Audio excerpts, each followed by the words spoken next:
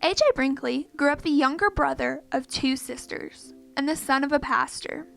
His parents raised him in church and taught him the values which they believed in.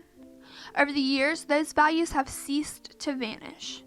Through marriage, the death of his mother, the death of his father, and a life-changing injury, AJ's faith has remained. I had been teaching all day and I came home and he had told me he'd been to the hospital because he had hurt his foot.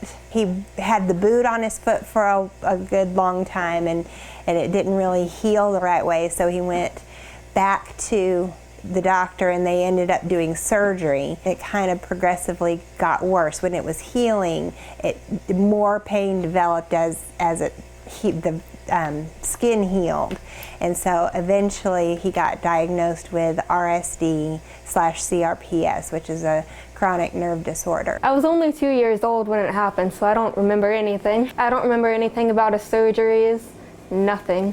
I've only known him with an injured foot. After many failed surgeries and attempts to save AJ from permanent damage, the doctors diagnosed him with RSD, or reflex sympathetic dystrophy.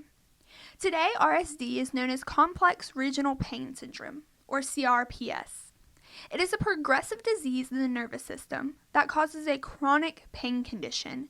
It usually affects one or more of the four limbs. It causes burning pain in the area that was hurt. It spreads and it gets more intense, and he's been one of those people that have not recovered from it. So it just progressively has gotten worse over the years. It causes the burning pain and swelling in his foot and up his leg. It affects both legs now and both arms. I can tell he's in pain. But it's nerve damage that affects the entire body eventually, and it's chronic. 15 years later, AJ is proving that living with a long-term disability cannot stop him from doing what he wants to. He currently runs a repossession company that requires physical labor, as well as driving for long periods of the day.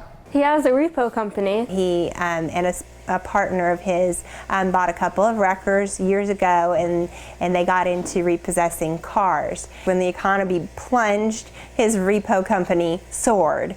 It's grown over the years, and even when he's in pain, he's got a lot of stories he could tell. One night he fell because his leg gave out on him, and he ended up stabbing himself in the eye with a screwdriver, passed out in a parking lot.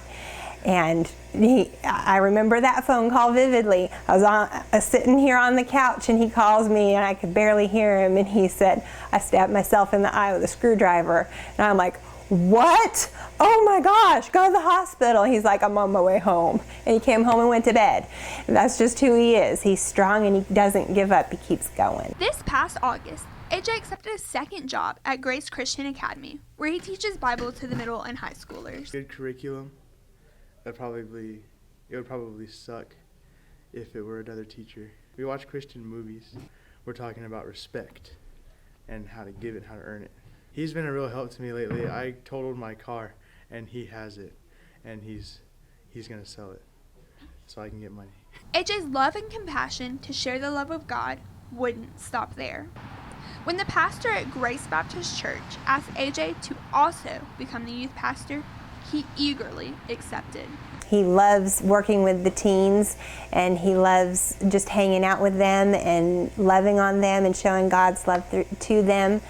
He's also a youth pastor at our church, and he teaches in the Sunday school that I go to, and he makes it fun. He brings in donuts for breakfast, and on Wednesday nights he also teaches, and he has a game night. AJ is sharing the faith his parents taught him at a young age to impact others.